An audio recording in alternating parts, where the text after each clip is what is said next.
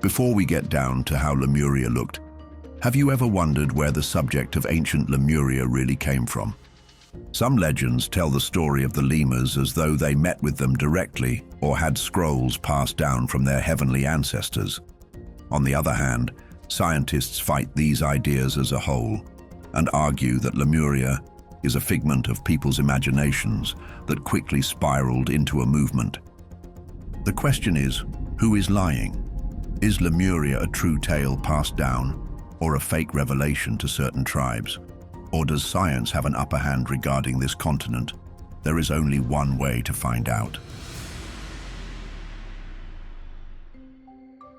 Here's how this story begins, and it starts in a way you might not expect, with lemurs.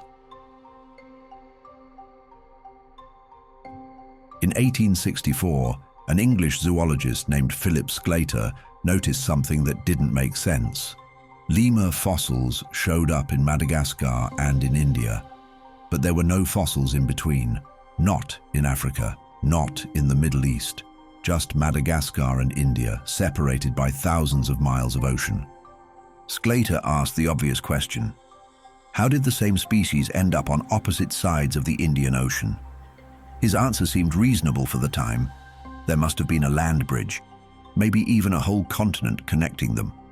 To this effect, he called this untouched space Lemuria, after the lemurs themselves.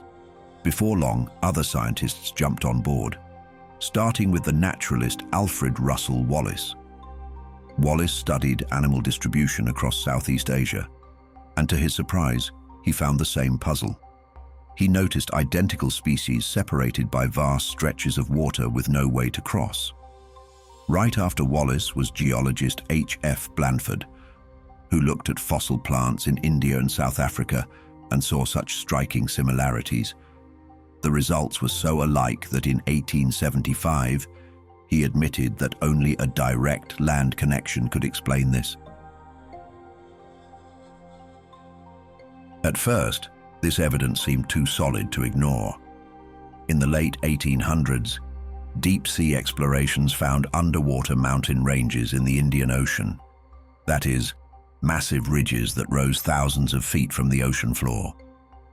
And people began to ask, what if these were the peaks of drowned mountains? It got so much that biologist Ernst Haeckel got involved.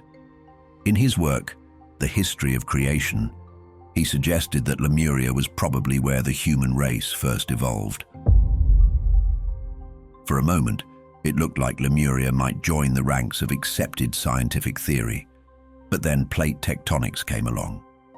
Plate tectonics and continental drift. This is the discovery that continents don't sink overnight like we thought. Instead, they move slowly over millions of years. And suddenly, Lemuria as a sunken continent made less sense. The scientists moved on. However, the mystics didn't. This is what we mean.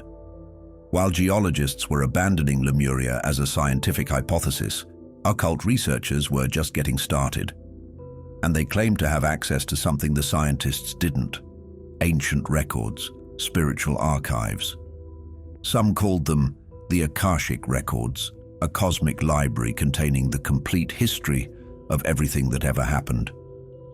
You know how tales of old have been passed down from generation to generation. This was what these researchers brought to the surface, and it started with the Russian-American author named Helena Blavatsky. In 1888, Blavatsky published The Secret Doctrine. In this book, she described Lemuria not as a hypothesis, but as a historical fact. According to her, Lemurians were the third root race of humanity. They came before Atlantis, before us. They were giants who lived millions of years ago, and their civilization was unlike anything we've ever seen. Then, as if to buttress Blavatsky's point, in 1904, a Scottish historian named W. Scott Elliott took things to the next level when he published his book, The Lost Lemuria. His source? He claimed to have copied information from ancient maps preserved by mystical masters. Now, these were not maps anyone could see or verify. They were maps that existed on what he called the astral records. But to everyone's shock, Elliot's descriptions were incredibly specific.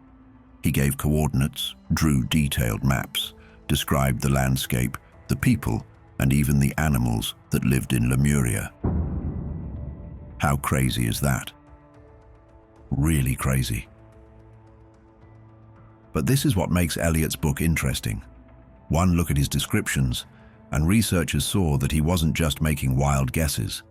Much of what he described, from the volcanic activity and the prehistoric creatures to the tropical climate, all match what modern paleontology has discovered about Earth during the Mesozoic era, the age of dinosaurs, the age of giant ferns and inland seas. So did Elliot see something real?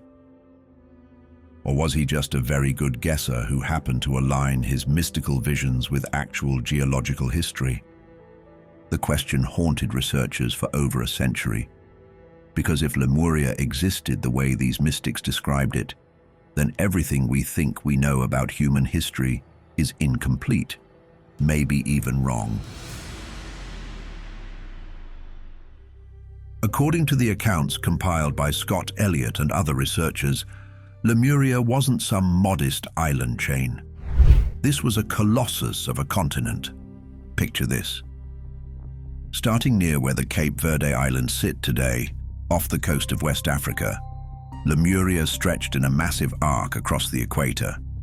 It swallowed up what is now Madagascar, parts of India, all of Australia. Then it continued east across the Pacific Ocean, sweeping past Easter Island, the Marquesas, all the way to within a few miles of another giant landmass in the Pacific, roughly the size of South America, that covered parts of Patagonia and Cape Horn. At its peak, Lemuria nearly circled the entire globe. It was larger than Asia and Africa combined. The climate? Elliot described it as perpetually tropical, warm, humid, that kind of heat that makes everything grow wild and enormous. But more than the weather, Scott Elliott described massive inland seas. Lakes so large they'd make the Great Lakes look like ponds. And from these bodies of water rose volcanic mountain ranges, constantly active, belching smoke into skies that probably never saw a truly clear day. To all who read Elliott's works, this was clear. Lemuria was the most. In addition, the lowlands were covered in forests unlike anything we see today. Imagine tree stems reaching heights of 100 feet or more. Their trunks were as thick as redwoods, and their fronds cast shadows deep enough to hide creatures we only know as fossils today. The ground of Lemuria stayed ever marshy, as it was fed by rivers that flowed from the volcanic highlands, and everywhere you looked, you could see evidence of volcanic activity. Rivers of lava weren't unusual in that continent. The ground trembled regularly. In some regions, the very air sparkled with heat from vents in the earth. Lemuria was a continent alive with geological violence even during its most stable periods. But even the landscape was just the beginning, because according to these accounts, somebody built cities there, massive cities that would make our modern mansions look average by comparison. Now we enter territory where the accounts divide wildly, depending on who's telling the story. Starting with Scott Elliott. He described Lemurian cities as cyclopean. That is, they were built from enormous blocks of stone, some weighing several tons, fitted together without mortar. What's more, the architecture was erected to match the scale of the people. Everything was built for giants. If you were to walk through Lemuria, you'd see temples with pillars 30 feet high, fortifications with walls 15 feet thick, gigantic plazas that could hold tens of thousands. But other sources describe something even stranger. According to modern Lemurian researchers, the cities weren't just made of stone, they incorporated crystals. Some accounts talk about buildings constructed from translucent stone that glowed at night. towers that spiraled into the sky, their surfaces catching light in ways that made them seem almost alive. These researchers say that the Lemurians understood something about crystalline structures that we've lost. They knew how to grow crystals to specific shapes, how to program them with information, how to use them as both building materials and technology. If this is true, then we humans have fallen short of the advancement we always boast of. Lemuria had temples with walls that looked seamless, as if the entire structure had been carved from a single massive piece of rock. No joints, no rough, visible construction marks, just smooth, perfect surfaces that seemed to appear from the mountain itself. According to Scott Elliott, some of the cities were built entirely from blocks of volcanic lava. One of these cities stood about 30 miles west of what is now Easter Island. It's gone now, destroyed by the same volcanic eruptions that created it. However, Easter Island itself holds evidence, starting with the giant statues called the Moai.